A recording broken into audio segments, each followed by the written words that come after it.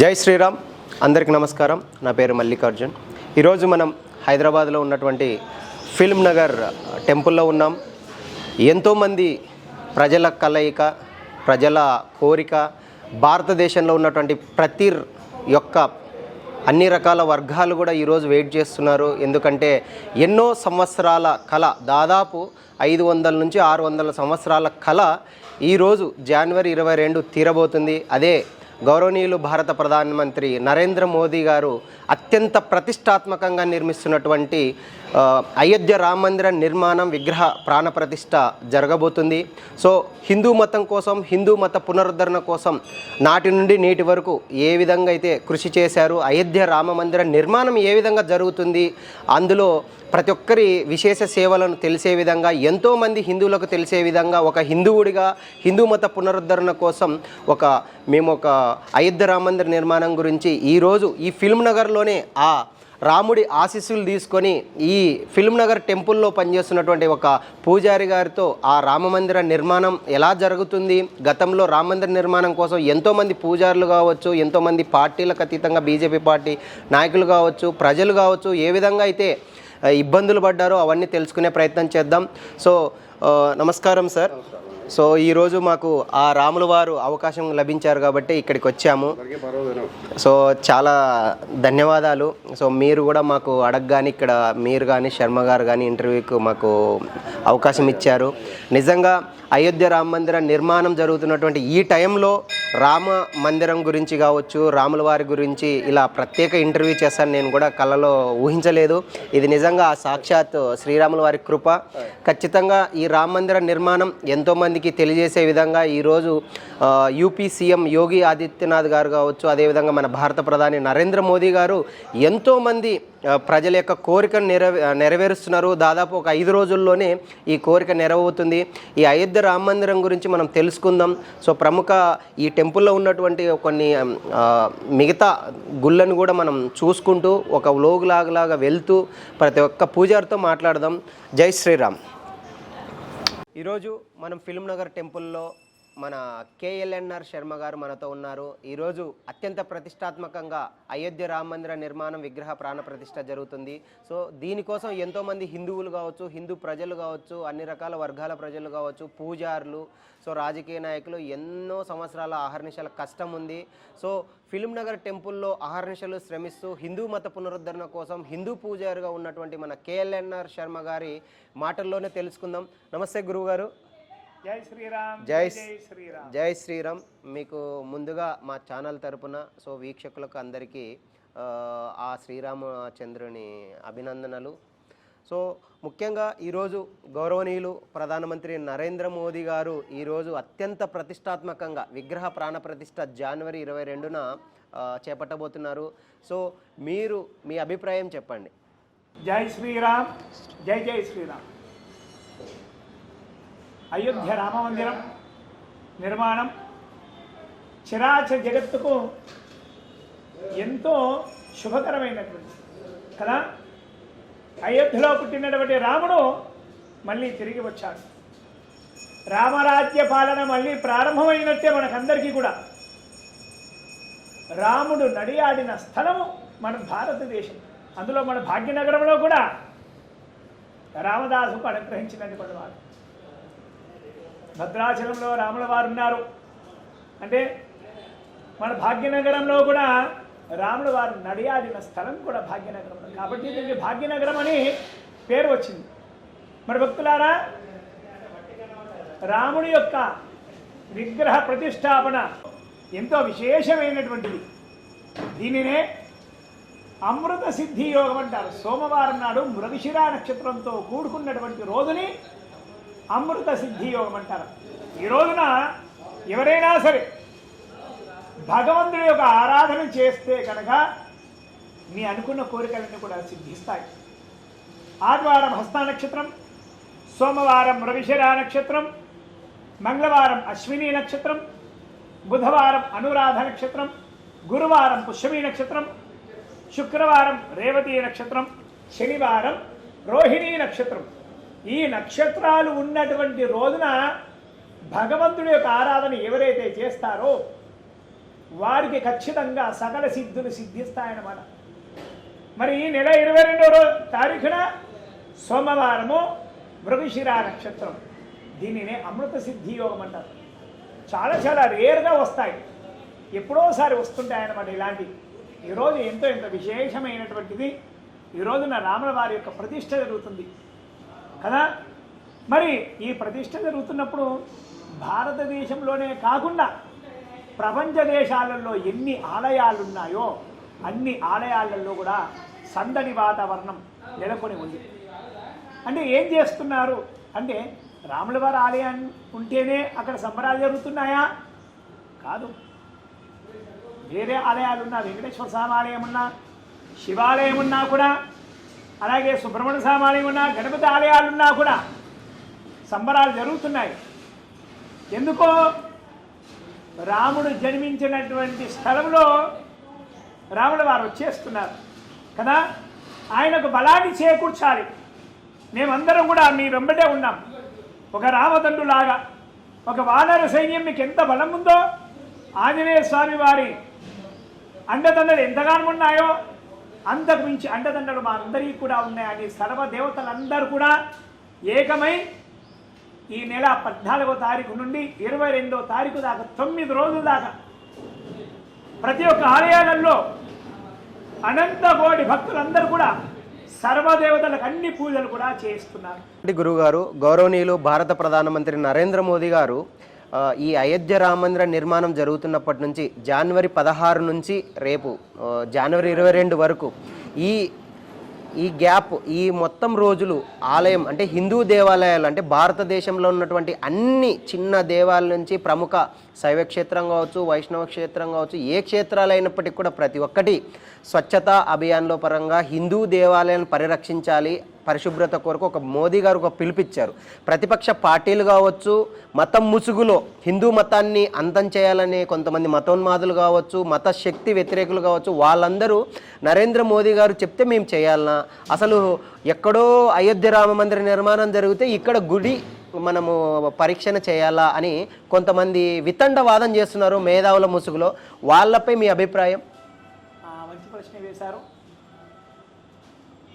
మనము ఎన్నోసార్లు ఎన్నో చూస్తున్నాం. అనుభవజ్ఞులకైతే కనుక అర్థమవుతుంది. ఎవరైనా సరే ఒక మంచి పని తలపెట్టినారంటే అది 100% పరిపూర్ణమైనటువంటి పని. ఆ పనిని విచ్ఛిన్నం చేయడానికి 99 శక్తులు ప్రయత్నం చేస్తూనే ఉంటాయి. అక్కడ మిగిలిందేమిటి? ఒక్కటి నంబర్ 1, ఎప్పటికీ నంబర్ 1. 1వ స్థానం ఎప్పటికీ 1వ స్థానమే. రామమందిర నిర్మాణము నిన్న మొన్నటిది కాదు, ఎన్నో సంవత్సరాల యొక్క కళ. అసలు నేనే అనుకోలేదు రామమందిర నిర్మాణము నేను జీవించి ఉన్నంతకాలం అవుతుందా కాదా అని సందిగ్ధంలోనే ఉండేవాడిని. నేను చాలాసార్లు కూడా అనుకునేవాడిని, ఈ జన్మ కాదేమో, తర్వాత నా పిల్లలైనా చూస్తారో చూడరో రామమందిర నిర్మాణం, ఆ తర్వాత పిల్లలు చూస్తారో చూడరు అనుకున్నాం. కానీ మన ప్రియతమ భారత ప్రధాని నరేంద్ర మోడీ గారు వారిని సర్వదేవతలు ఆవహించి ఉన్నారు, సర్వదేవతలు అనుగ్రహించారు వారిని. కాబట్టి అయోధ్యలో రామ మందిర నిర్మాణం జరుగుతుంది. మన అక్కడ ముఖ్యమంత్రి ఆదిత్యనాథ్ యోగి గారు వారు సాక్షాత్ హనుమంతుడి యొక్క రూపంలో అక్కడ రామ మందిరాన్ని నిర్మించడానికి పూనుకున్నారు. మరి ఇంకేం కావాలి? సర్వదేవతల యొక్క శక్తి నరేంద్ర మోడీలో ఉంది. వానర సైన్యం, వానర దండు యొక్క అనుగ్రహం, వానర రాజు యొక్క అనుగ్రహం ఆదిత్యనాథ్ యోగిలో ఉంది. ఇంకేం కావాలి? ఏ శక్తులు ఎన్ని అడ్డుకున్నా కూడా ఆ శక్తులన్నీ కూడా పడాపంచలైపోతాయి. మతతత్వ ముసుగులో ఎవరు ఎన్ని అడ్డంకులు సృష్టించినా కూడా జరగబోయేటువంటి కార్యము ఖచ్చితంగా జరుగుతుంది. ఇవన్నీ పరిపాటి, ఇవన్నీ ఎప్పటి నుంచో చూస్తున్నాం. ఎన్నో అడ్డంకులు ఎన్నో ఎదుర్కొన్నాం మన భారతదేశంలో కదా. సనాతన ధర్మము నిన్న మొన్నటిది కాదు, ఏదో 100 సంవత్సరాలు 1000 సంవత్సరాలు 1500 2000 3000 5000 సంవత్సరాలది కాదు సనాతన ధర్మం. కొన్ని లక్షల సంవత్సరాల కింద కృతయుగము. త్రేతాయుగం, ద్వాపరయుగం, కృతయుగం, కలియుగం కదా. ఇన్ని 4 యుగాల నుంచి మనము వింటూనే ఉన్నాము. 4 యుగాలది కలియుగంలో మనం చూస్తూనే ఉన్నాం. ఇలాంటి ఎన్నో వచ్చాయి, ఎన్నో ఎదుర్కొన్నాం కదా.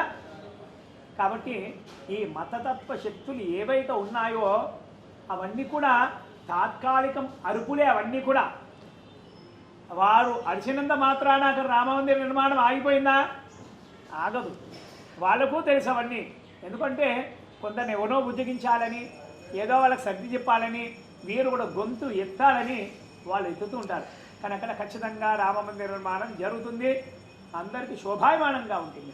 ఇంకోటి గురుగారు, మీరు చెప్పినట్లు ఇటీవల గతంలో 33 సంవత్సరాల క్రితం 1950 సెప్టెంబర్ 25 ఆ టైంలో ఎల్కే అద్వానీ గారు, ఏపీ వాజ్పేయి గారు, అలాగే మురళీ మనోహర్ జోషి ఇలాంటి హేమాహేమిల ఆధ్వర్యంలో అయోధ్య రామ మందిర నిర్మాణం జరగాలి, రథయాత్ర చేశారు.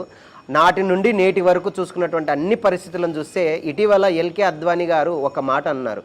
నిజంగా ఆ భగవంతుడే, శ్రీరామచంద్రుడే నా మందిర నిర్మాణం కోసం మోదీని ఒక భక్తుడిగా, ఒక మానవుడిగా, ఒక దేవునిగా, నా ప్రతిరూపంగా ఎంచుకున్నారేమో అనే మాటల్లో మోదీ గారిని పొగడడం జరిగింది ఎల్కే అద్వానీ గారు. నిజంగా ఇంత మహిమాన్వితమైనటువంటి ఈ అయోధ్య రామ మందిర నిర్మాణానికి మన అభినవ రాముడుగా కావచ్చు, కృష్ణుడుగా కానీ మోడీ గారిని పోలిస్తే మీరు అన్నట్లు హనుమంతుడుగా యోగి ఆదిత్యనాథ్ గారిని, అదేవిధంగా అర్జునుడిగా పోల్చొచ్చు. ఈరోజు యూపీలో హిందూ మత పునరుద్ధరణ కోసం ఆయన చేసుకుంటున్నటువంటి సేవ కావచ్చు, ప్రజల యొక్క తీసుకున్నటువంటి సంక్షేమ పథకాలు కూడా ఇన్ని లబ్ధి పొందుతుంటే ఈరోజు మోడీ గారు కూడా అధికారంలోకి వచ్చిన తర్వాత 2014 నుంచి ఇప్పటి వరకు హిందూ మతానికి అనుకూలంగానే కాకుండా భారతదేశాన్ని విశ్వగురు స్థానంలో ఉంచడం కోసం ఇంత అహర్నిశలు కష్టపడుతున్నప్పటికీ భారతీయ జనతా పార్టీని కావచ్చు, నరేంద్ర మోదీ గారిని ఎంతోమంది మతోన్మాద శక్తులు హిందూ మతానికి మాత్రమే అనుకూలస్తుడు, హిందూ వ్యతిరేకానికి అనుకూలం కాదు ఇతర మతాలకు అనే విధంగా ప్రపగాండ చేస్తున్నారు. ఈరోజు నిజంగా అయోధ్య రామ మందిర నిర్మాణం జరగడంలో కృష్ణార్జునులుగా కావచ్చు, లేదంటే రాముడు హనుమంతుల్లాగా యోగి ఆదిత్యనాథ్ గారిని, నరేంద్ర మోడీ గారిని వర్ణించవచ్చు. ఈరోజు అయోధ్య రామ మందిర నిర్మాణంలో అత్యంత కీలక పాత్ర వహిస్తున్నది యోగి ఆదిత్యనాథ్ గారు. యోగి ఆదిత్యనాథ్ గారు ఒక హనుమంతుల్లాగా మీరు పోల్చారు కాబట్టి ఆ యోగి ఆదిత్యనాథ్ గారిని మీ మాటల్లో వినాలని ఉంది. ఆయనపై మీ అభిప్రాయం చెప్పండి. రైట్, మంచి ప్రశ్న వేశారు. యోగి ఆదిత్యనాథ్ గారు ఉత్తరప్రదేశ్ ముఖ్యమంత్రి, ఆల్రెడీ సీఎంగా చేశారు. వారు సీఎంగా చేసినప్పుడే అప్పుడే అయిపోవాలి కదా రామమందిరం. ఇది రెండోసారి సీఎంగా చేస్తున్నారు. ఇప్పుడు రామమందిర నిర్మాణం జరుగుతుంది కదా. ఎందుకు జరుగుతుంది?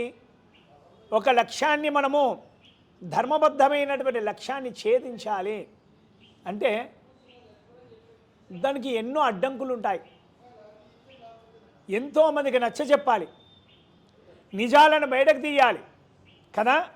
మరి ఆ 5 సంవత్సరాలంతా కూడా ఎంతోమందికి సరైనటువంటి నిజాలను వెలికి తీసి వారందరికీ కూడా చెప్పి వారందరిని కూడా బుజ్జగించి ఆ తర్వాత సీఎం అయిన తర్వాత మళ్ళీ ఇప్పుడు సీఎం అయ్యారు కదా సీఎం అయిన తర్వాతనే ఇప్పుడు రామమందిర నిర్మాణం జరుగుతుంది. ఆయనకు అధికారం ఉంది. అప్పుడున్నప్పుడే రామమందిర నిర్మాణం చేయొచ్చు కదా అప్పుడే అయిపోతుండే. ఫస్ట్లోనే ఆయన సీఎంగా ఉన్నప్పుడు అప్పుడే అయిపోతుంది. ఇప్పుడాగా ఎందుకు తీసుకున్నాడు అవకాశం? సరే, ఈ ఎన్నికలలో ఓడిపోతే కనుక రామమందిర నిర్మాణం జరిగేదా? వేరే పార్టీ వాళ్ళు వస్తే ససేమిరా జరిగేది కాదు. అయినా ఉత్తరప్రదేశ్లో మళ్ళీ ఆదిత్యనాథ్ యోగి గారు సీఎంగా అయినారంటే ఆ రాముడి యొక్క కృపనే. అలాగే ఆయన ధర్మబద్ధంగా ఉన్నాడు కదా. రాముడికి ఎవరు నచ్చుతారు అంటే ధర్మబద్ధంగా ఎవరైతే ఉంటారో వారే నచ్చుతారు. సాక్షాత్ ఆ రాముల వారే మళ్ళీ సీఎంగా ఆయన్ని చేశారు. రామ పరివారం ఆయనకి అండగా ఆశీర్వాదంగా ఉంది. ఆదిత్యనాథ్ యోగి గారు వారు చరిత్రలో నిలిచిపోయేటువంటి ముఖ్యమంత్రి వర్యులు. రామమందిర నిర్మాణము అది మహాశక్తివంతమైనటువంటి నిర్మాణం. అది నిన్న మొన్నటిది కాదు కదా, ఎన్నో సంవత్సరాలది. మన భారతదేశంలో ఉన్నటువంటి ఆలయాల యొక్క సమస్య, అతిపెద్ద సమస్య రామమందిర నిర్మాణమేది కదా. మరి రామమందిర నిర్మాణం జరుగుతుందంటే ఆదిత్యనాథ్ యోగి గారి ఆధ్వర్యంలో అలాగే మన భారత ప్రధాని నరేంద్ర మోడీ గారి ఆధ్వర్యంలోనే జరుగుతుంది. అలాగే ఇంకొక ప్రశ్న వేశారు మీరు, బీజేపీ అనేది ఓన్లీ హిందుత్వానికి సంబంధించిందే అని అన్నారు. సరే రైట్, నేను అన్నారు కాబట్టి దీని మీద ముద్ర కూడా వేశారు చాలామంది కూడా, ఇదొక హిందుత్వానికి సంబంధించిందే బీజేపీ అని కదా. అలాగా అని మనం చూస్తే కనుక అప్పటి నుంచి ఇప్పటిదాకా మరి నరేంద్ర మోడీ గారి పరిపాలనలో వేరే ఇతర మతస్థులకు ఏమైనా ఇబ్బందులు కలిగినాయా ఎవరికైనా?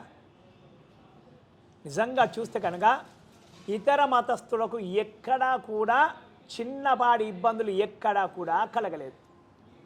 చరిత్ర మనం చూడవచ్చు. ఇతర మతస్థులు అన్ని మతాల వారికి నరేంద్ర మోడీ గారు సరిసమానంగానే హక్కులు ఇచ్చాడు. ప్రత్యేకంగా ఒక హిందుత్వానికి ప్రత్యేకమైనటువంటి హక్కులు ఇచ్చారు అని ఎక్కడైనా కానీ ఉన్నాయా అన్నారా? ఒక రామమందిర నిర్మాణాన్ని వారు వాడుకున్నారు అని అంటున్నారు. బీజేపీ వాళ్ళు వాడుకున్నారు, విహెచ్పి వాళ్ళు వాడుకున్నారు, ఆర్ఎస్ఎస్ వాళ్ళు వాడుకున్నారు. కాదు, వారి ఆరాధ్య దైవంగా వారు కొలిచారు. ఆరాధ్య దైవము వేరే, వాడుకోవడము వేరే కదా. వీరు ఒక ఆరాధ్య దైవంగా రాముణ్ణే పెట్టుకున్నారు. అవును, మా ఇంటి దేవుడు వేములవాడ రాజరాజేశ్వర స్వామి. నాకు ఎంతోమంది దేవుళ్ళు ఎవ్వరున్నా కూడా వేములవాడ రాజరాజేశ్వర స్వామిని నేను కొలుస్తాను. అంతే, నా ఎజెండా అని కాదది, నా ఇంటి దైవం అది. అలాగే బీజేపీ వారికి ఇంటి దేవుడు శ్రీరాముడు వారే. ఆర్ఎస్ఎస్ వాళ్ళకి, విహెచ్పి వాళ్ళకి, వారందరికీ కూడా రాముల వారి ఇంటి దేవుడుగా భావించారు వాళ్ళు. కాబట్టి వారి మీద ఒక ముద్ర వేశారు.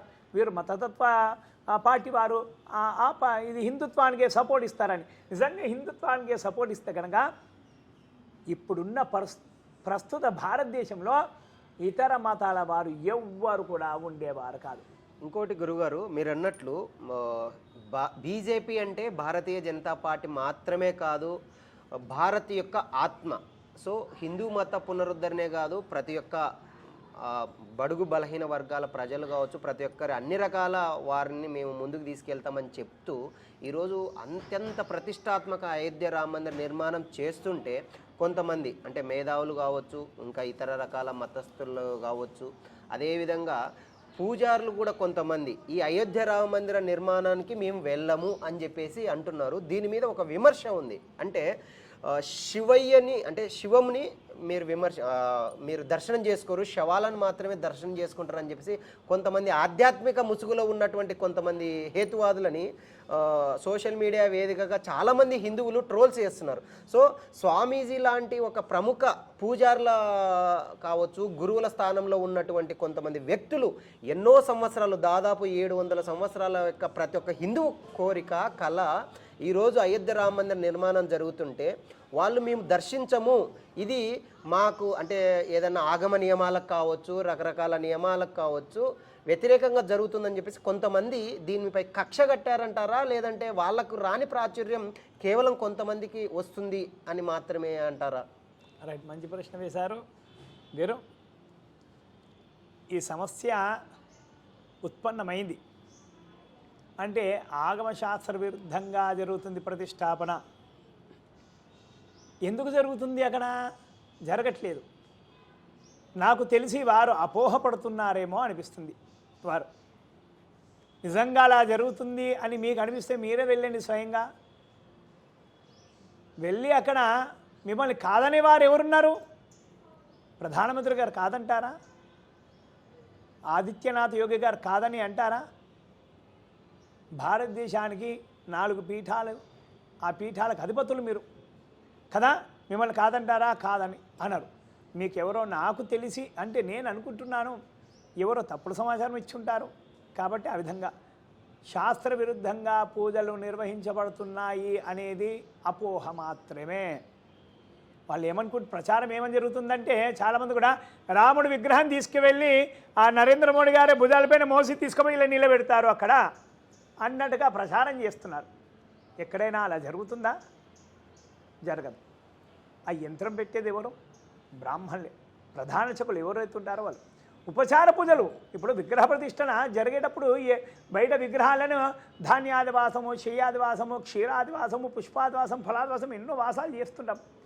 ఆ వాసాలు చేస్తున్నప్పుడు ఏంటంటే యజమానులు ఎవరైతే ఉంటారో ఆలయం నిర్మించేటువంటి యజమానులు వారు రాజులు లాంటి వారే కదా. పూర్వకాలంలో రాజులే కదా దేవాలయాలన్నీ కూడా నిర్మించినాయి. ఆ రాజుల చేత ఉపచార పూజల్లో భాగంగా పుష్పాలు సమర్పించడమే కానీ, లేదా ధూపం దీపం అవి సమర్పించడాలే కానీ, లేదా ఇంకా కొన్ని ఉపచారాలు ఉంటే ఆ పూజలన్నీ కూడా వారితో చేయిస్తాం. చేయించి వారికి తీర్థప్రసాదాలు ఇస్తాం. చాలా మటుకు ప్రచారం ఏ విధంగా జరుగుతుందంటే, బీజేపీ అధినేతలు ఎవరైతే ఉన్నారో ప్రధాన వాళ్ళే తీసుకుపోయి గర్భాలయంలో రాముల వారి యొక్క విగ్రహాన్ని నిలబెడతారు, కూర్చుని అన్నట్టు ఒక ప్రచారం జరుగుతుంది. అది సరైన ప్రచారం కాదు, తప్పది. అలా ఎక్కడైనా జరుగుతుందా? జరగదు. అది రాంగ్ ఇన్ఫర్మేషన్. వాళ్ళకి ఎవరో మాటలు తప్పుగా చెప్పినారేమో అని నేను అనుకుంటున్నాను. కాబట్టి వాళ్ళు ఆ విధంగా స్పందించి ఉండవచ్చు. నాకు తెలిసి వారు కూడా మళ్ళీ విగ్రహ ప్రతిష్టాపనకు వెళ్తారు ఖచ్చితంగా. వాళ్ళు మళ్ళీ ఇది మనస్పర్ధలన్నీ కూడా తొలగిపోతాయి. వారికి ఎవరో రాంగ్ ఇన్ఫర్మేషన్ ఇచ్చినట్టున్నారు. ఉపచార పూజలు రాజు చేయకుండా ఇంకెవరు చేస్తారు? అంత పెద్ద ఆలయం కదా, భారతదేశానికే అతిపెద్ద ఆలయం. ఇంకోటి కదా గురూజీ, మీరు చెప్పినట్లు ప్రపంచంలోనే అతిపెద్ద 3వ దేవాలయం. ఇప్పుడు దాదాపు 2.77 అంటే దాదాపు 3 ఎకరాల విస్తీర్ణంలో జరుగుతుంది. ఈవెన్ భూకంపం 10 తీవ్రతతో వచ్చినా కూడా తట్టుకుంటుంది. అదేవిధంగా బాలరాముడి మీద సూర్యకిరణాలు ప్రసరించేలా డిజైన్ చేస్తున్నారు. ఒక్క ఇనుప కడ్డి కూడా వాడకుండా అక్కడ కట్టడం కడుతున్నారు. ఇంత అత్యంత ప్రతిష్టాత్మకంగా తీసుకున్నటువంటి ఈ అయోధ్య రామ మందిర్ నిర్మాణం సంబంధించి భారతదేశం అనేది ఒక హిందూ దేశము, హిందువులు ఎక్కువ ఉన్నారు. అయినప్పటికీ ప్రతి ఒక్కరికి రామ భక్తులకు కావచ్చు, హనుమంత భక్తులకు కావచ్చు, ఈ అయోధ్య రామ మందిర నిర్మాణంలో జరుగుతున్నటువంటి అయోధ్య రాముడిని తాకినటువంటి పాదాలను తాకినటువంటి అక్షింతలు ప్రతి ఒక్క రామ భక్తుడికి అందాలని చెప్పేసి దేశంలో అత్యంత ప్రతిష్టాత్మకంగా ఈరోజు అయోధ్య రామ మందిర నిర్మాణం జరుగుతున్నందుకు అక్షింతల పంపిణీ జరుగుతుంది. ఈ అక్షింతల పంపిణీ విషయంలో కావచ్చు, కొంతమంది మతోన్మాద ముసుగులో కావచ్చు, కొంతమంది ఇంకా స్వామీజీలు కావచ్చు, ప్రజలు కావచ్చు, కొంతమంది వ్యక్తిగతంగా దూషణ చేస్తున్నారు. ఒక మతాన్ని మనం గౌరవించకపోయినా పర్లేదు, కానీ వారి మతం యొక్క ఆచారాలను, సంస్కృతిని, సంప్రదాయాలను గౌరవించాలి. అక్షింతల విషయంలో కూడా వ్యంగ్యాస్త్రాలు చేస్తున్నారు చాలామంది. అంటే అంధభక్తులు అనొచ్చా వాళ్ళని, లేదంటే మూఢ విశ్వాసాలని నమ్మని ఒక హేతువాదులుగా పేర్కొనొచ్చా? వాళ్ళ మీద మీ వ్యాఖ్యలు ఏంటి? మంచి ప్రశ్న వేశారు. అక్షతల మీద నాకు కూడా ఎన్నో ఫోన్లు వచ్చాయి. ఎంతోమంది భక్తులు కూడా అడిగినారు, పంతులు గారు రామాలయ ప్రతిష్ట కూడా జరగలేదు, విగ్రహ పూజకు అంకురార్పణ కూడా చేయలేదు, గణపతి పూజ కూడా చేయలేదు, అక్షతలు ఎక్కడి అని చాలామంది కూడా అడిగినారు. భక్తులకు అందరికీ చెప్పినాను, ఈ అక్షతలు ఎక్కడి అంటే శంకుస్థాపన చేసినటువంటి అక్షతలు ఉన్నాయి మనకు. అక్షతలు అందరికీ డిస్ట్రిబ్యూట్ చేయడం జరుగుతుంది. రామ మందిర నిర్మాణం ఇక్కడే అని శంకుస్థాపన గడ్డపార వేసి మనం శంకుస్థాపన చేస్తాం, భూమి పూజలు అవన్నీ కూడా చేస్తాం కదా, దాని అక్షతలు అన్నమాట. ఇవి అందరూ కూడా సరిగ్గా చెప్పలేకపోతున్నారు. ఈ అక్షతలు పూజ కాకముందు వచ్చినాయి, ఎక్కడి అక్షతలు అని చాలామంది కూడా అడుగుతున్నారు. ఈ అక్షతలు భూమి పూజ చేసినప్పుడు వంటి అక్షతలు, మనం అక్షతలతో పూజిస్తాం కదా, ఆ అక్షతలు కొన్ని తీసుకున్నారు, అందరికీ అంటే అక్షతలు భారతదేశమే కాదు ప్రపంచ నలుమూలలు కూడా వెళ్తున్నాయి. అన్ని అక్షతలతో పూజించారా? కాదు కదా. ఇప్పుడు మా దగ్గర కూడా కొన్ని అక్షతలు వచ్చాయి. మా దగ్గర కనీసం లేలేనో ఒక 1/2 కిలో మంది అక్షతలు వచ్చాయి. ఆ అక్షతలు కనీసం లేలేనో ఒక 3-4 వేల మందికి పంచాం. 1/2 కిలో అక్షతలు 3-4 వేల మందికి పంచుతామా? మనం పంచలేం కదా. మేము కొన్ని అక్షతలు కలిపి రాముల వారి ఆలయంలో స్వామివారి పాదాల దగ్గర అర్చించి, అమ్మవారి యొక్క పాదాల దగ్గర కూడా అర్చించి, లక్ష్మణుడి యొక్క పాదాల దగ్గర కూడా అర్చించి, ఆ అక్షతలు మళ్ళీ వచ్చి దీనిలో కలిపి అక్షతలందరికీ కూడా పంచుతున్నాయి. చాలామంది కూడా అడిగారు మాకు, ఈ అక్షతలకు రాముల వారి ప్రతిష్టాపనే కాలేదు, పోనీ కళ్యాణం కూడా కాలేదు, కళ్యాణం అక్షంతలు ఇచ్చినా కూడా దాన్ని ఏమన్నా అనుకోవచ్చు. ఈ అక్షంతలు ఎక్కడి అంటే రాముల వారి యొక్క శంకుస్థాపన, రామమందిర శంకుస్థాపన జరిగినటువంటి అక్షతలు అంతటా తిరుగుతున్నాయి కూడా. అవును, మా ఆలయంలో కళ్యాణం చేసినప్పుడు అక్షతలు ఇస్తాం మేము చాలామంది కూడా. కళ్యాణం కంకణాలు కూడా ఇస్తాం. ఎవరో చూస్తారు, అమ్మ ఎక్కడి మీకు అవి కంకణం ఎక్కడిది, అక్షతలు ఎక్కడి, మీ శిరస్సు పైన వేసుకుంటున్నారు, ఇట్లా ప్రధాన ఆలయంలో అక్కడ ఇలా జరిగిందని మాకు కూడా కొన్ని కావాలి అనగానే వాళ్ళు మళ్ళీ మాకు ఫోన్ చేస్తారు. వాళ్ళని చూసి ఇంకోరు, వాళ్ళని చూసి ఇలా ఇలా ఇలా ఇలా ఇలా రాముడి యొక్క అక్షతలు పెరిగిపోయినాయి భారతదేశంలో. చాలామంది మాకు కావాలి అక్షతలు, మాకు కావాలి. అరే భక్తులు చాలామంది కూడా అడుగుతున్నారు. రాముడి యొక్క ప్రభంజనము శంకుస్థాపన నుంచే ప్రారంభమైంది. అవి అక్షతల రూపంలో ఇంకా ప్రారంభమైపోయింది. అందరికీ అక్షతలు పంచుదామని అందరూ కూడా కంకణం కట్టుకొని అందరూ కూడా అక్షంతలు పంచడం జరుగుతుంది. రాముడు వారి యొక్క అక్షంతలు అంతటా కూడా తిరుగుతున్నాయంటే ప్రధాన కారణము ఇదే తప్ప ఇంకేమీ లేదు. దీనిపైన ఇక అరుస్తుంటారు, చేస్తున్నారు, వాళ్ళ పని వాళ్ళది. ఒకటి నేను ఎవరికైనా కానీ ఒకటి చెప్పదలుచుకున్నాను. ఎవరైనా వ్యంగ్యాస్త్రాలు అంటే నానా విధాలుగా మాట్లాడుతుంటారు. వారికి సమాధానం మనం చెప్పాలి. చెప్పకపోతే అవి నిజమవుతాయి, అవి బలపడుతుంటాయి కూడా కదా. వాళ్ళు అలాగే అడుగుతుండాలి, మేము ఇలాగ చెప్తూనే ఉండాలి. అలా వాళ్ళు అడగకపోతే అర్థం లేదు, మేము చెప్పకపోతే పరమార్థం లేదు కదా. వాళ్ళు అడుగుతూనే ఉండాలి, మేము చెప్తూనే ఉండాలి. అడిగేవాళ్ళు అడగని కదా, చెప్పేవాళ్ళము అడిగేవాడు ఒక్కడైతే కనుక చెప్పేవాళ్ళు 100 మంది ఉన్నారు మన సనాతన ధర్మంలో కదా. అడిగేవాడు చెడు ఆలోచనతో అడిగేవాడు ఒక్కడు. సనాతన ధర్మంలో మంచిగా చెప్పేవాడు ఆ ఒక్క ప్రశ్నకు 100 మంది ఉన్నారు. అలా 100 మంది ఉంటే 1000 మంది ఉంటారు, 1000 మందికి 1,00,000 మంది ఉంటారు. కాబట్టి అడిగేవాడు కూడా ఉండాలి. అడగకపోతే చెప్పేవాడు లేడు కదా కదా. ప్రజలు జ్ఞానవంతులు ఎప్పుడవ్వాలి అంటే అడిగేవాడిని కూడా మనం దూషించకూడదు కూడా. వారికి మనం సరైన సమాధానం, వారికి అర్థమయ్యే విధంగా సమాధానం చెప్పాలి. మనం చెప్పిన సమాధానం వారికి అర్థం కాలేదంటే వాడు అవివేకి కదా. వాడికి మనం సమాధానం చెప్పాల్సిన అవసరం లేదు. ఇంకొకటి గురువుగారు, మీరు చెప్పినట్లు ఒక అబద్ధాన్ని ఇదే నిజం అని చెప్పేసి ప్రజలకు కావచ్చు, విషయం తెలియని వాళ్ళకు కూడా అది చెప్తుంటే రాను అదే అబద్ధాన్ని నిజం అనుకుంటారు. కానీ వాస్తవంగా ఏ రోజుడికైనా అబద్ధమే తేలుతుంది, నిజమనే తేలుతుంది. మీరు చెప్పింది వాస్తవం అది. ఇంకొకటి, ఈరోజు జనవరి 22వ తారీఖు అయోధ్య రామ మందిర నిర్మాణం విగ్రహ ప్రాణప్రతిష్ఠ జరుగుతుంది. కాబట్టి ప్రతి ఒక్కరూ ప్రతి ఇంట కావచ్చు, దేవాలయంలో కావచ్చు ఒక దీపం వెలిగించండి. భారతదేశం నలుమూలల దివ్యమానంగా మనది నిలబడిపోతుంది. మన భారతదేశం విశ్వగురు స్థానంలోకి వెళ్ళబోతుంది అని నరేంద్ర మోదీ గారు మళ్ళీ ఒక పిలుపు ఇస్తే, సో గతంలో అంటే కాంగ్రెస్ ప్రభుత్వం కావచ్చు, హేతువాదులు కావచ్చు, మతోన్మాద శక్తులు కావచ్చు, మిగతా వాళ్ళు అంటే ఓర్వలేనటువంటి కొన్ని రకాల అసాంఘిక శక్తులు నిజంగా దీపం వెలిగిస్తే భారతదేశం వెలిగిపోతుందా అనే ఒక వాళ్ళని నిజంగా జ్ఞానవంతులనాలో లేదంటే మేధావి తన ముసుగులో ప్రజలని విచ్ఛిన్న కారణాలలో తెలియదు. కానీ మీడియా ముఖంగా ఇలాంటి వారిపై మీరు ఇచ్చే సందేశం ఏంటి? దీపం యొక్క ప్రాముఖ్యత ఏంటి? రైట్, అట్లా దీపం వెలిగించడం వల్ల జరిగే మంచి ఏంటి? రైట్, మంచి ప్రశ్న వేశారు. నేను ఇంతకుముందే చెప్పాను, ప్రశ్న ఉంటేనే జవాబు ఉంటుంది కదా. ప్రశ్న జవాబు లేకపోతే కనుక ప్రశ్న ప్రతి ఒక్కరిని డామినేట్ చేస్తుంది కదా. అది ఒక చెడు శక్తిలాగా. అదే జవాబు వచ్చేసరికి ప్రశ్న ఏమవుతుంది, వీక్ అయిపోతుంది కదా. ఈ మతతత్వ శక్తులే కానీ ఈ సూడో సెక్యులరిస్టులు ఉంటారు చాలామంది కూడా. మేము అన్ని మతాల వారిని సరసమానంగా చూస్తామంటే ఇది భారతదేశము హిందూ దేశం. నిజంగా చెప్పాలంటే హిందూ దేశంగా దీన్ని చేసేయాలి. చేసేస్తే ఈ అరిసే వాళ్ళు ఉన్నారు కదా, భారతదేశాన్ని వదిలిపెట్టేసి వెళ్ళిపోతారు. మనకు ఫ్రీడమ్ వస్తుంది. నువ్వు అడుగుతున్నావు, అడుగు, ఒక సందేహంగా ఒక ప్రశ్నలాగా అడుగు.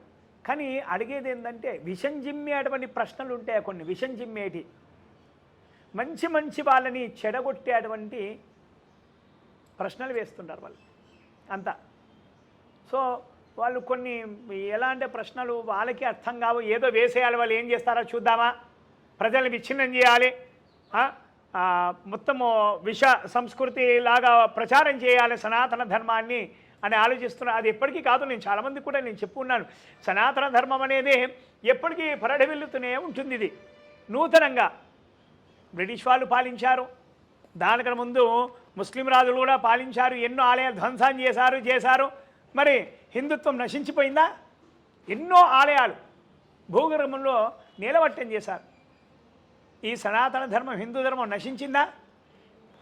తర్వాత వీళ్ళు కూడా వచ్చారు, బ్రిటిష్ వాళ్ళు వచ్చి వాళ్ళు కూడా చాలా మటుకు కూడా తొక్కేశారు. నశించిందా? నశించలేదు. ఈ సనాతన ధర్మం ఎప్పుడు కూడా పరిడవిల్లుతూనే ఉంటుంది నూతనంగా. ప్రతిరోజు సూర్యుడు ఏ విధంగా ఉదయిస్తాడు, చంద్రుడు ఏ విధంగా ఉదయిస్తాడు, అదే అంతే నూతనంగా ఈ సనాతన ధర్మం ఉంటుంది. ఇక చాలామంది కూడా ఎన్నో ఎన్నో అంటుంటారు. వాళ్ళకొక్కడే సమాధానం నిజంగా చెప్పాలంటే భారతదేశాన్ని హిందూ దేశంగా ప్రకటించాలి. ఇంకొకటి ప్రకటిస్తేనే అందరూ నోరు మూసుకొని ఉంటారు. ఇంకోటి గురుగారు, మీరు చెప్పినట్లు అంటే హిందూ పురాతన సంస్కృతి సాంప్రదాయాలు, హిందూ సనాతన ధర్మం అనేది ఈనాటిది కాదు. గతంలో మీరు చెప్పినట్లు సింధు నాగరికత తీసుకున్నా, ఆర్యుల నాగరికత తీసుకున్నా, అదేవిధంగా ముస్లింలు పాలించే కాలం కావచ్చు, బ్రిటిష్ కాలం కావచ్చు, స్వాతంత్రం తర్వాత చూసుకున్నప్పటికీ కూడా హిందూ మతం అనేది అంటే హిందూ పురాణాలు వెలుగులోకి రాకుండా, హిందూ మత గ్రంథాలను అంతరించిపోయేలాగా, సంస్కృతిని నాశనం చేసేలాగా అగ్నిలో కూడా కొన్ని రకాలైన హిందూ గ్రంథాలను అంతం చేశారని చెప్తారు. అటువంటి క్లిష్ట సమయాల్లో అంటే ముస్లింలు పరిపాలించే ఒక సమయంలో కూడా హిందూ మత పునరుద్ధరణ కోసం, హిందూ మత వ్యాప్తి కోసం ఛత్రపతి శివాజీ మహారాజ్ లాంటి ఒక వ్యక్తికి అతను వ్యక్తి కాదు శక్తి అని చెప్పేసి సాక్షాత్ పార్వతీదేవి కాళికామాత రూపంలో ఒక ఖడ్గాన్ని ప్రత్యక్షమై ఖడ్గం ఇచ్చిందంట హిందూ మత పునరుద్ధరణ కోసం. ఇప్పుడు నరేంద్ర మోదీ గారు ఈరోజు భారత్ను విశ్వగురు స్థానంలో నిలబెట్టడం కోసం, హిందూ మత సాంప్రదాయాలను, హిందూ మత పునరుద్ధరణ కోసం ఏకతాటిని తీసుకొచ్చే ప్రయత్నం చేస్తున్నారు. అంటే అభినవ ఛత్రపతి శివాజీ మహారాజుగా పేర్కొనొచ్చా? చక్కగా ఒక మాట మనకు భగవద్గీతలోనే శ్రీకృష్ణ పరమాత్మల వారి చెప్పారు, యథా యథా హి ధర్మస్య గ్లానిర్భవతి భారత ధర్మ సంస్థాపనార్థాయ సంభవామి యుగే యుగే. కదా భగవంతుడు ఏమని చెప్పాడు? ఎక్కడైతే క్లిష్ట పరిస్థితులు వస్తాయో, అధర్మం పెచ్చురెళ్ళిపోతుందో అప్పుడు నేను ఖచ్చితంగా అవతరిస్తాను అని చెప్పారు కదా.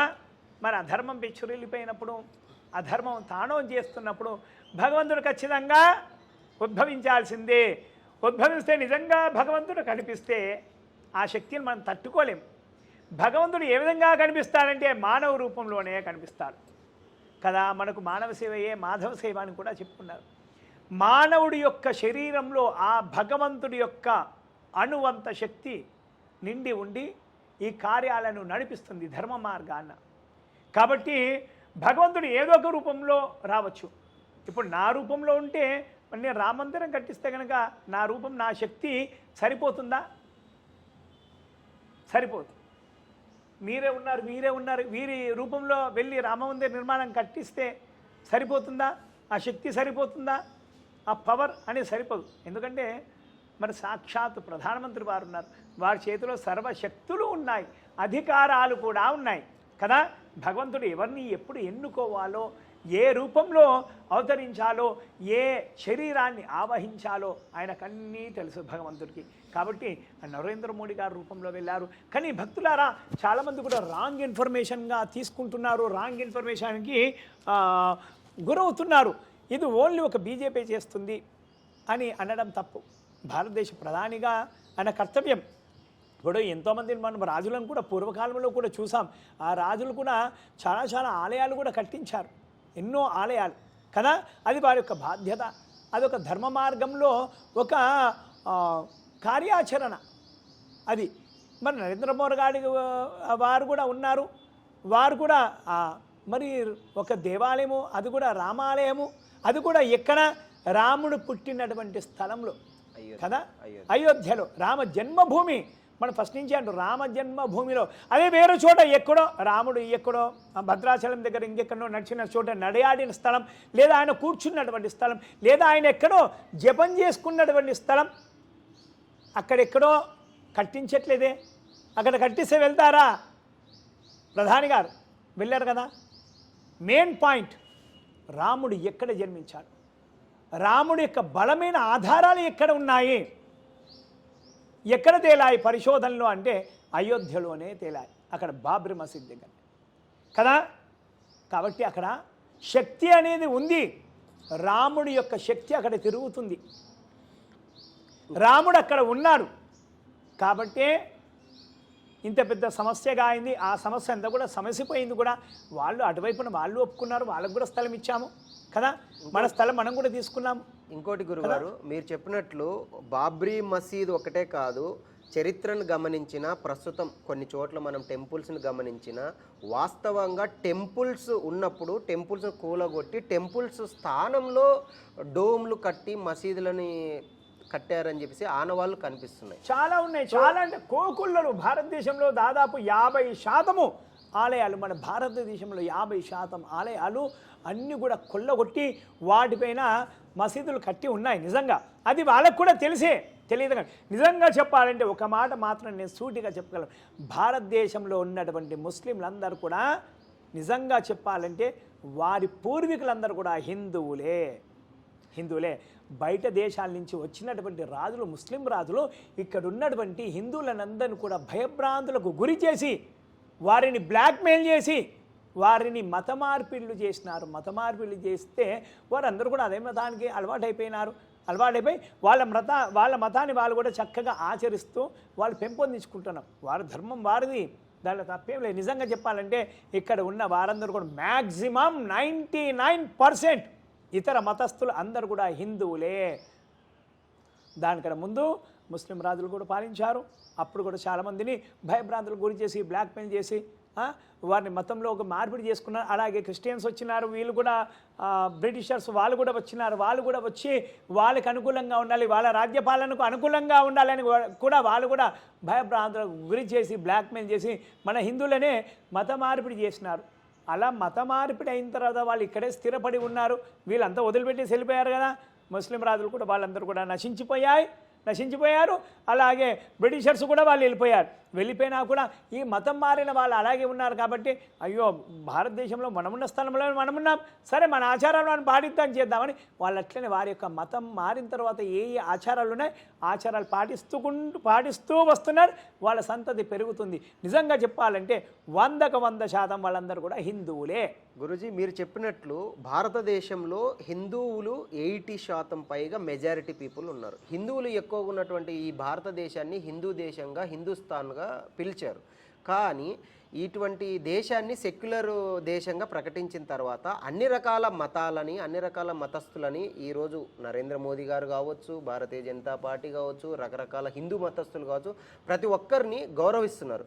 మన రాజ్యాంగం కూడా ఏం చెప్తుందంటే ఒక మతాన్ని గౌరవించాలి, ఇంకొక మతాన్ని దూషించకూడదు అని చెప్తారు. ఈరోజు నరేంద్ర మోదీ గారు 9 సంవత్సరాల పాలనలో చూస్తే గత 75 సంవత్సరాల పరిపాలనను కానీ ఇప్పుడుని అంతకు మించి ధీటుగా పరిపాలన ఇస్తూ కేవలం సేవ, సుపరిపాలన, ప్రజా సంక్షేమం కోసం కృషి చేస్తూ కాశీ నుంచి కన్యాకుమారి వరకు ఈరోజు ప్రజా సంక్షేమ ప్రభుత్వ పరిపాలన కొనసాగిస్తున్నారు. ఇటు ముస్లింలకైనా ఇప్పుడు జమ్మూ కాశ్మీర్లో ఉన్నటువంటి అత్యంత వివాదాస్పద ఆర్టికల్ 370 రద్దు చేయడం కావచ్చు, ముస్లిం మహిళలకు అండగా ఉండే విధంగా ట్రిపుల్ తలాక్ను కావచ్చు, ఇలాంటి హేమిలని, అదేవిధంగా హిందూ మతానికి సంబంధించి కాశీ విశ్వేశ్వర ఆలయంలో ఆలయ పునరుద్ధరణ కావచ్చు, అయోధ్య రామ మందిర్ నిర్మాణం కావచ్చు, గుళ్ళు కావచ్చు, గోపురాలు కావచ్చు, అదేవిధంగా టూరిజం డెవలప్మెంట్కి సంబంధించి కూడా ఇన్ని రకాల అభివృద్ధి కార్యక్రమాలు చేస్తూ భారత్ను విశ్వగురు స్థానంలో, ప్రపంచంలో ఉన్నటువంటి అన్ని అగ్రగామి దేశాలు కూడా భారతదేశాన్ని ఒక ఆదర్శంగా తీసుకొని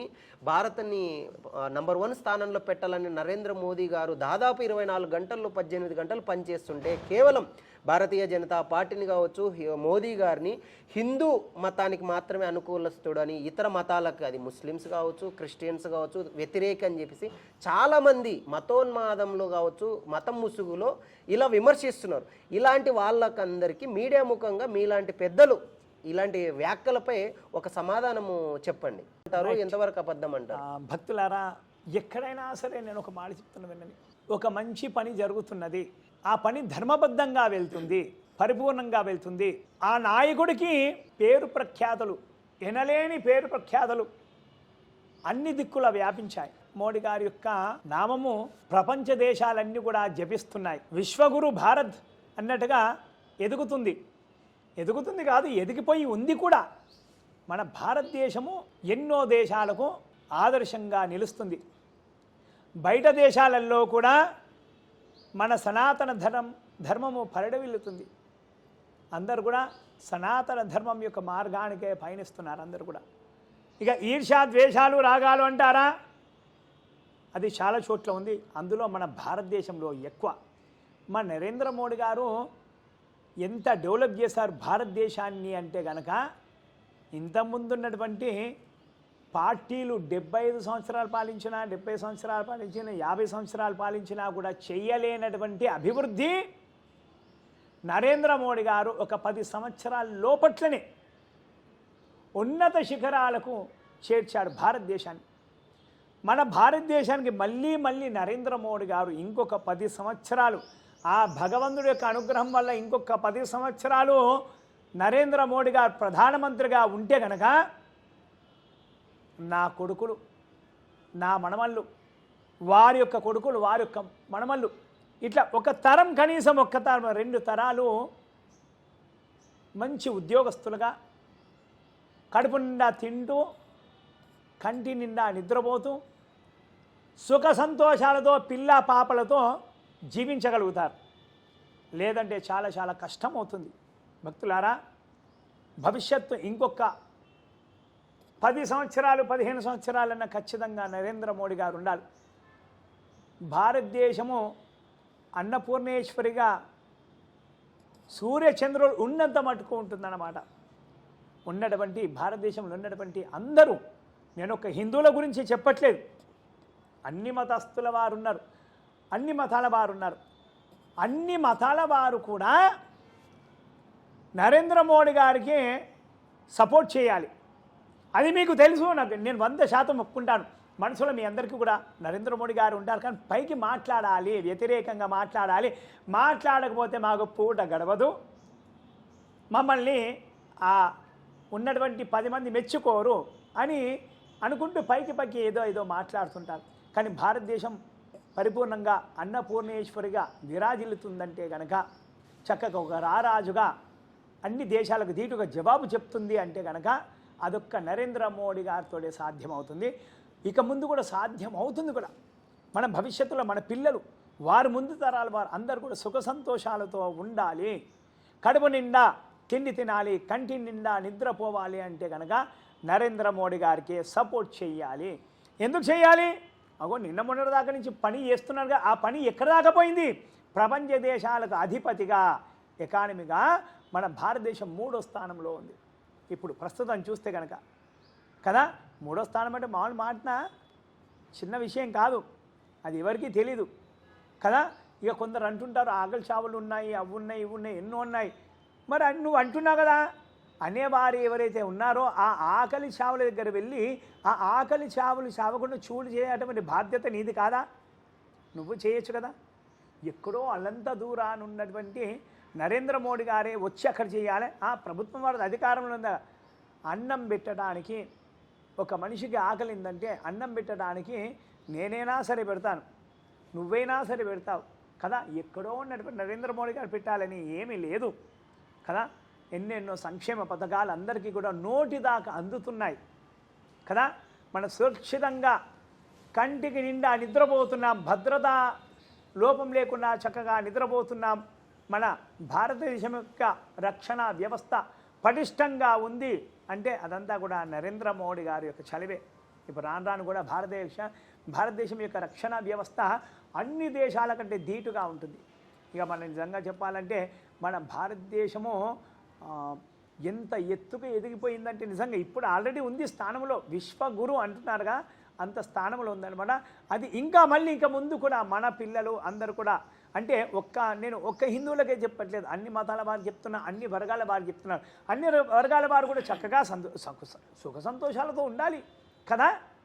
నా గురించి ఒక్కరిని స్వార్థంగా, నా హిందువుల కోసమే స్వార్థంగా నేను చెప్పట్లేదు, వేరే మతాల వారికి అందరికీ కూడా చెప్తున్నాను. భారతదేశంలో ఉన్నటువంటి అన్ని వర్గాల వారికి కూడా చెప్తున్నారు.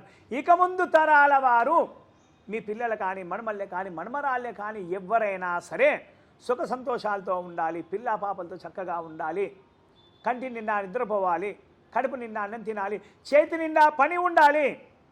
మన భారతదేశం నుంచి ఏ ఒక్క వ్యక్తి ఇతర దేశాలకు పోయినా కూడా సకల మర్యాదలు, సకల గౌరవాలు పొందాలి అంటే కనుక ఇక ముందు కూడా మనకు భారతదేశం యొక్క ప్రధాని నరేంద్ర మోడీ గారే ఉండాలి. నరేంద్ర మోడీ గారు ఆరోగ్యపరంగా తప్పుకున్నా కూడా అక్కడ వెనుకాల అమిత్ షా ఉన్నారు. అమిత్ షా గారు కూడా ఆరోగ్యపరంగా తప్పుకున్నా కూడా ఇంకెవరున్నారు? ఆదిత్యనాథ్ యోగి ఉన్నారు. ఆయన కూడా ఆరోగ్యపరంగా తప్పుకున్నా కూడా రాజస్థాన్ సీఎం ఇప్పుడు ఇంకొకరు వచ్చారు, ఆయన కూడా ఇస్తారు. ఆయన కాకుండా ఇంకొకరు ఎలా అంటే ధర్మం కోసం నేను ఇందాకనే చెప్పాను, యథా యథా ఈ ధర్మస్య గ్లానిర్భవతి భారత ధర్మ సంస్థాపనార్థాయ సంభవామి యుగే యుగే. శ్రీకృష్ణ పరమాత్ముల వారే చెప్పారు, ఆ ధర్మం పిచ్చురెళ్ళినప్పుడు నేను ఖచ్చితంగా ఏదో ఒక రూపంలో ఉద్భవిస్తాను, అధర్మాన్ని తొక్కేస్తాను అని. ఆ ధర్మం పెచ్చురెళ్ళిపోయిందంటే కనుక ఖచ్చితంగా భగవంతుడు ఏదో ఒక రూపంలో వస్తారు. మోడీ గారి రూపమే రావచ్చు, నా రూపమే రావచ్చు, మీ రూపమే రావచ్చు, ఇంకో రూపమైనా రావచ్చు కదా. ఇంకోటి గురుగారు, మీరు అన్నట్లు మతం కంటే మానవత్వం ముఖ్యమంటారు. ఈ భారతీయ జనతా పార్టీ కావచ్చు, మోదీ గారు కావచ్చు, అమిత్ షా గారు కావచ్చు, ఎప్పుడు కూడా మేము హిందువులకు అనుకూలంగానే నిర్ణయాలు తీసుకోలేదు. భారతదేశంలో మాకు ప్రజలందరూ మాకు పట్టం కట్టారు, అత్యంత మెజారిటీతో ఇచ్చారు, మేము ప్రజలు మమ్మల్ని విశ్వాసంతో ఎన్నుకున్నారు కాబట్టే ప్రజా సంక్షేమ పరిపాలన కొనసాగిస్తూ ప్రపంచంలో కూడా భారతదేశం వైపు చూసేలా చేస్తున్నామని చెప్తున్నారు. కానీ కొంతమంది సెక్యులర్ పార్టీలు అంటే తమ పార్టీలని అభివృద్ధి చేసుకోవాలి, ముందుకు రావాలన్నట్లు, ఇప్పుడు హైదరాబాద్లో చూసుకుంటే ఎంఐఎంకి సంబంధించిన అక్బరుద్దీన్ ఓవైసీ గారు భారత్ మాతాకి జై అని అనము అని అంటారు. అదేవిధంగా రాహుల్ గాంధీ గారు భారత్ మాతాకి జై కౌన్ హై, భారత్ మాత ఎక్కడుంది కనబడదని కొంతమంది వ్యంగ్యాస్త్రాలు మాట్లాడడం కావచ్చు. ఇంకొంతమంది హిందూ మతం మీదనే టార్గెట్ చేస్తూ పబ్బం గడుపుకోవడం కోసం చేస్తుంటారు జనరల్గా.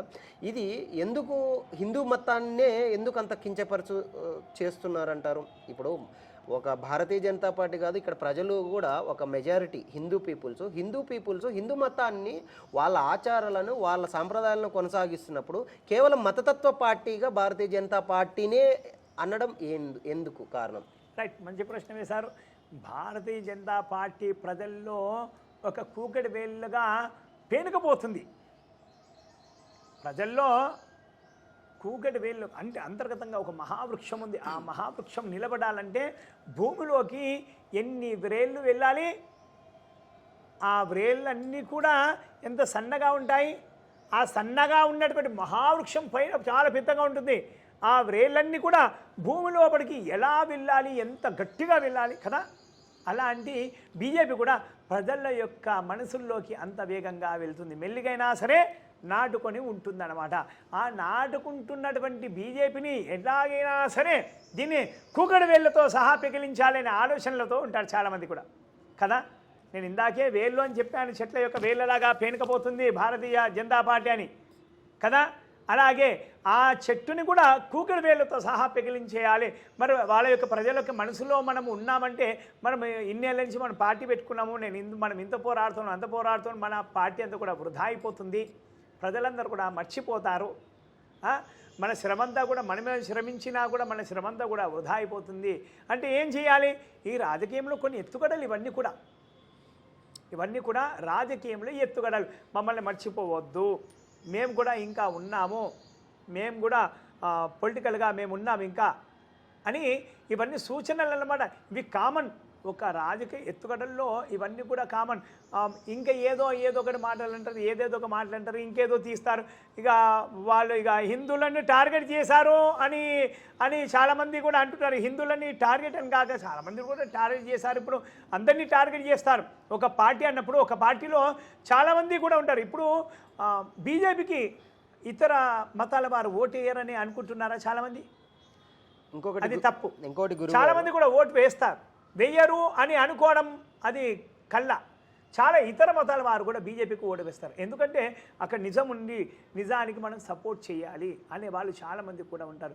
ఏంటంటే ఇతర మతాల వారికి ఏం చేస్తున్నారంటే వాళ్ళ మతస్థుల ఉనికిని కాపాడుకోవడానికి, వారి యొక్క పీఠాన్ని స్థానాన్ని కాపాడుకోవడానికి అలా కొన్ని మాటలు విసురుతూ వాళ్ళల్లో విషబీజాన్ని నాటుతూ ఉంటారు. ఇక వాళ్ళు ఎక్కడికి పోరు, మన చేతుల్లోనే ఉంటారు. కాబట్టి వాళ్ళతో మనం ఏ విధంగానే కానీ ఆడుకోవచ్చు, చేయొచ్చు అని వాళ్ళ ఉనికిని కాపాడుకోవడానికి వేసేటువంటి రాజకీయ ఎత్తుగడలే తప్ప ఇంకేమి కావు.